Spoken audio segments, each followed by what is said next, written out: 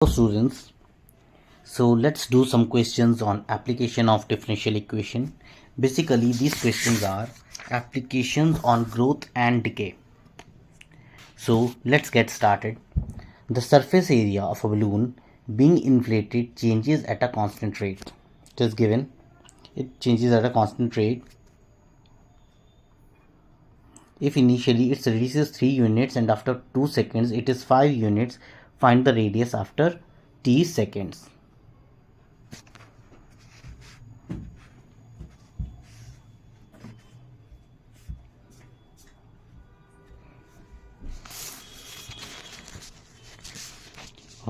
Let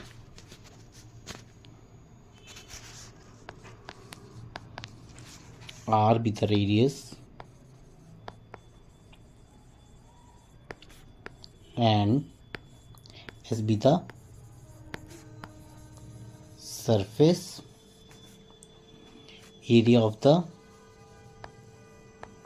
balloon. ठीक है, तो s is given as 4 pi r square. This is the surface area of a sphere. तो ds with respect to dt would be equals to 8 pi r into dr by dt. ठीक है, now it is given that ds by dt, rate of change of this area, is constant, is equals to k. So put ds by dt is equals to k in this equation. We get, putting k is equals to ds by dt in equation 1, we get 8 pi r into dr by dt equals to k. Integrating both sides,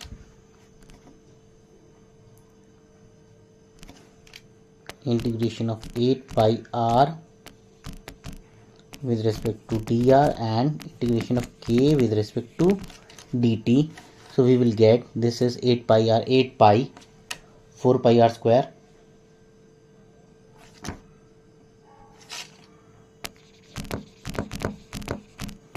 equals to k t plus c. अब ये हमारे पास relation आ गया. उसने हमको दिया है initially at t is equals to 0, r is equals to 3. So 4 pi 3 का square is equals to k into 0 plus c, and c would be equals to 9 4 36 pi.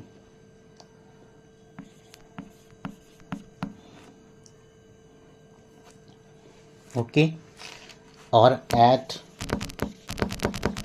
t is equals to 2, r कितना है, r equal to 5.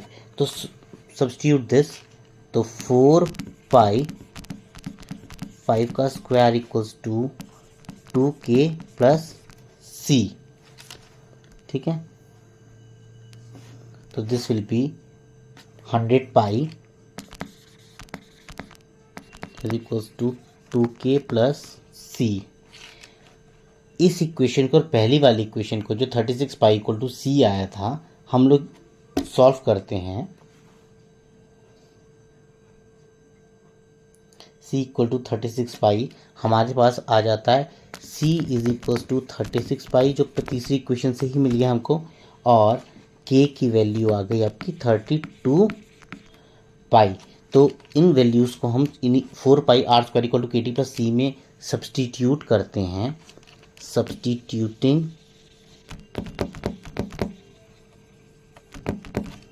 in 4 pi r square equal to kt plus c, इसमें substitute करते हैं तो हमको मिलता है 4 pi r square equal to 32 pi t plus c आएगा आपका 36 सी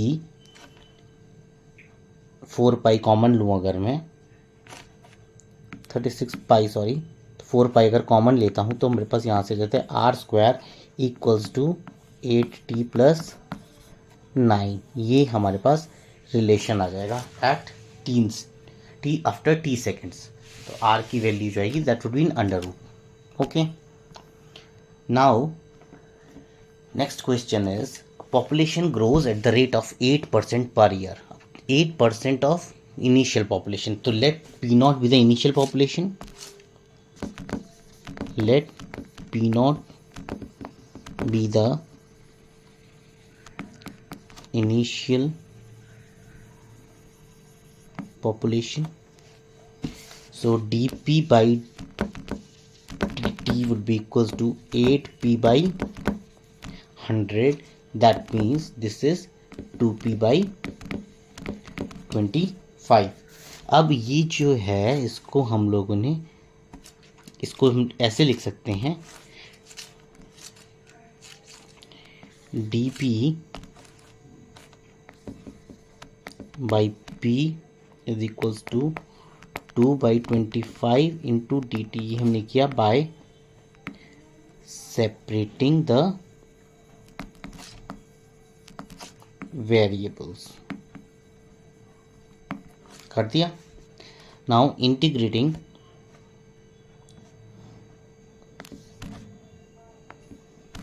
now this we get 1 upon p and when log p would be equals to 2 by 25 of t plus c।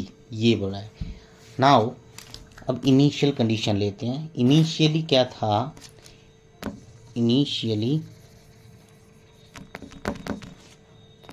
Eight t is equals to 0 p क्या था, p is equals to p naught. Now putting t is equals to 0 and p is equals to p naught in the first equation.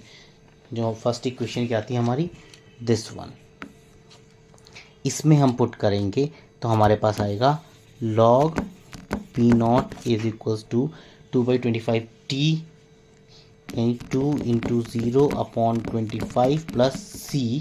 तो यहाँ से आपके पास जो c की value आएगी that is equals to log of p naught. ठीक है, अब आगे कर लेते हैं।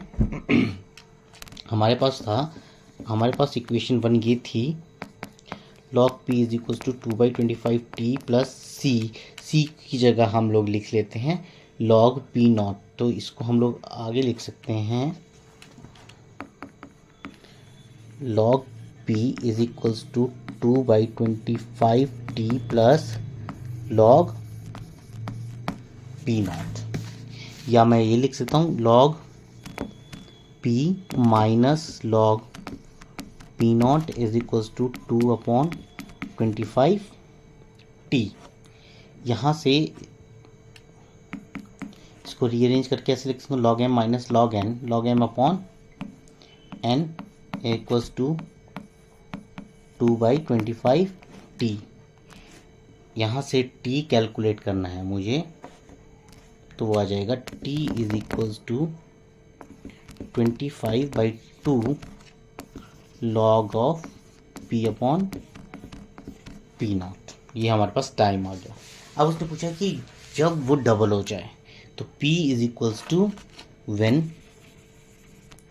p becomes twice of initial population. तो t कितना आएगा, t would be equals to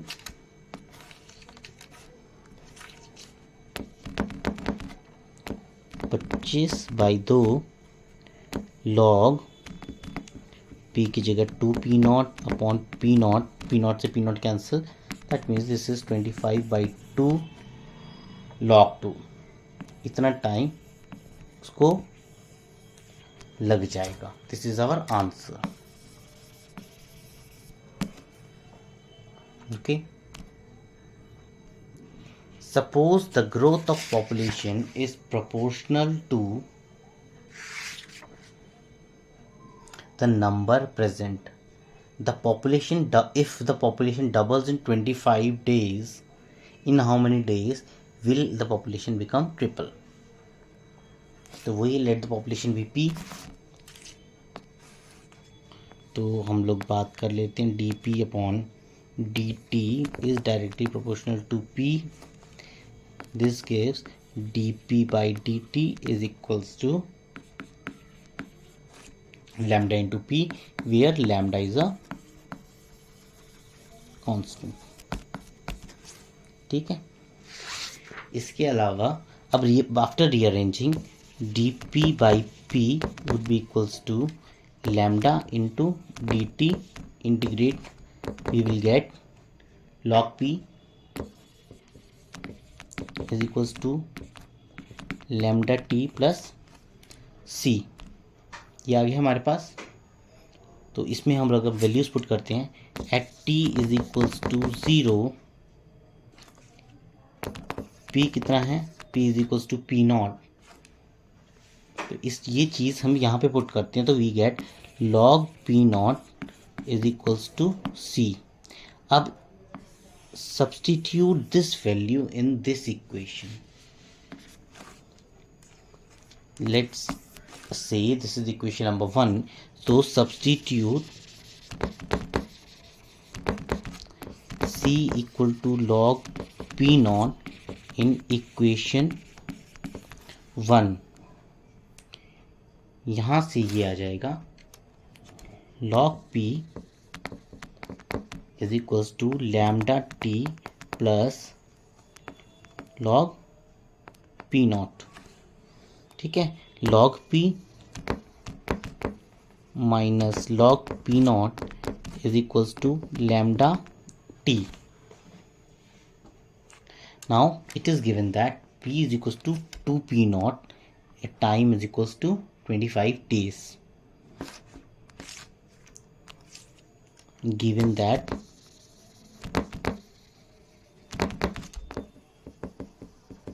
population doubles, यानी p is equals to 2p naught in 25 days. So log 2 is equals to 25 lambda. This will becomes, ये चीज़ यहाँ से आई है, log p upon p naught equal to lambda into t, 25 lambda. This gives the value of lambda to 1 by 25 log 2. Okay. Now putting this in equation 2, which is equation 2, this one is equation 2.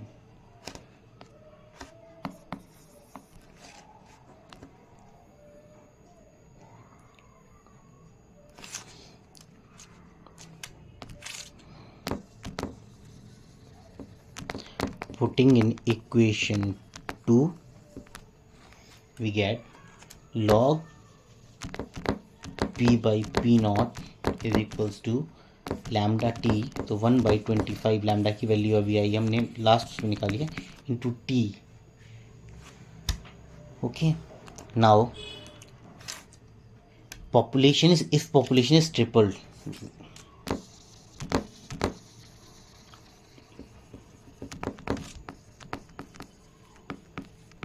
तो इसका मतलब क्या है, p is equals to 3p naught. तो log 3p naught upon p naught is equals to 1 by 25 log 2 into t. This gives log t is equals to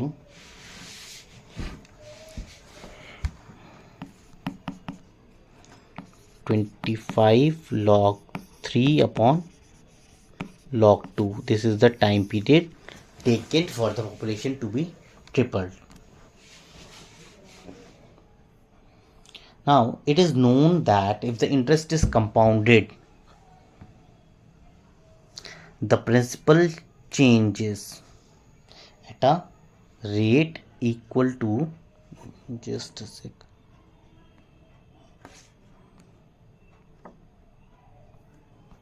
ये sorry,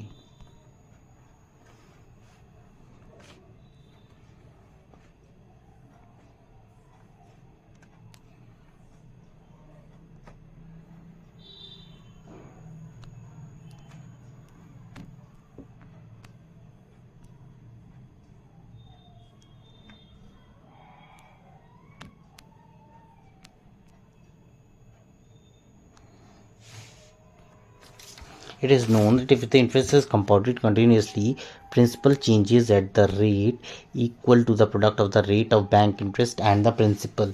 If the interest is compounded continuously at 5% per annum, in how many years will rupees 100 will double itself? log 2 की value दे रखी है इसमें,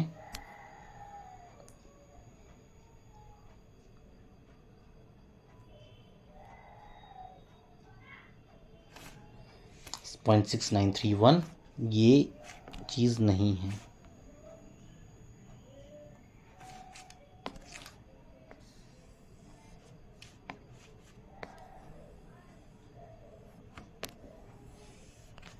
ऊपर ही देखा है, how much will 1000 be worth at 5% interest after 10 years. तो इस क्वेश्चन को करने के लिए हमारे पास जो चाहिए, तो लेट पी क्या डिनोट कर रहा है, प्रिंसिपल एट एनी टाइम, और आर जो है that is denoting rate of interest. Clear? तो आपका जो d p by d t है that is equal to the product of the principal and the rate upon 100। इसको हम लोग अगर रीअरेंज करें by separating the variables, we get d p by p is equal to r by 100 into d t, integrate both side. तो now we will get log p would be equals to rt by 100, this is rt by 100 plus c. Okay, now let p naught be the initial principal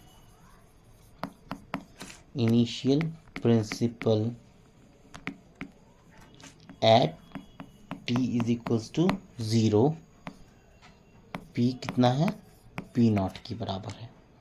ठीक है, तो यहाँ पर हो जाएगा log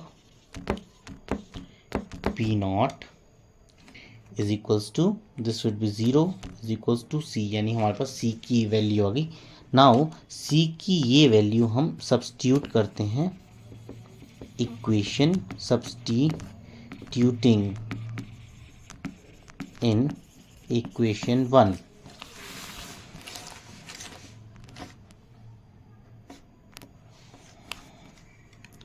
log p is equals to rt by 100 plus log p naught, log p minus log p naught would be equals to rt by 100।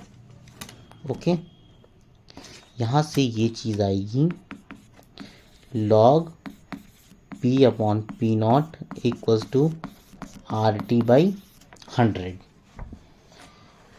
So पहला case है, if the interest is compounded 5% per annum, first part r equal to 5 बोल रहा है, तो what would be the time, it will 100 will become 200, यानी P not को अगर हम 100 लें तो p को 200 लेंगे, तो यहाँ हो जाएगा log 2 would be equals to r t 5t upon 100, log 2 is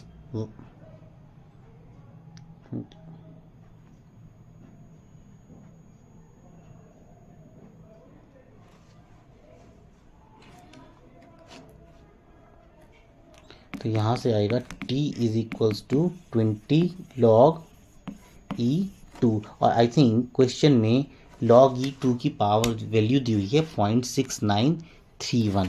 तो यहाँ से जो वैल्यू आएगी t is equals to 20 into 0.6931 यानी कि 13.682 years. This is the answer of first part. इसके अलावा अब हम सेकंड पार्ट करते हैं। तो सेकंड पार्ट में हमारे पास क्या है,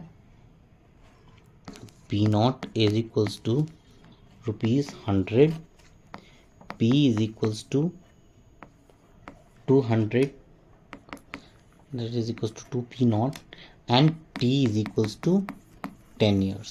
रेट ऑफ इंटरेस्ट पूछा है ना उसमें, तो log 2 would be equals to 10R upon 100। this gives R equals to 10 log 2, that is equals to 10 into 0.6931, 6.931% is the rate of interest. ये हमारा दूसरी पार्ट का आंसर आ गया। Now third one, and third one P0 is equals to 1000, R is equals to 5, T is equals to 10। हमने उसकी value निकालनी है। तो log P upon 1000 is equals to RT यानी 5 into 10 upon 100। This is 50 upon 100, 1 upon 2। तो यानी कि P upon 1000 e raise to the power 0.5 और 0.5 की वैल्यू उसमें हमें दी हुई है। तो R इज 1000 इंटू 1.648, इसका आंसर आएगा around 16.48, sorry 1648। P would be 1648। So these were the questions of application of differential equation. Thank you and all the best.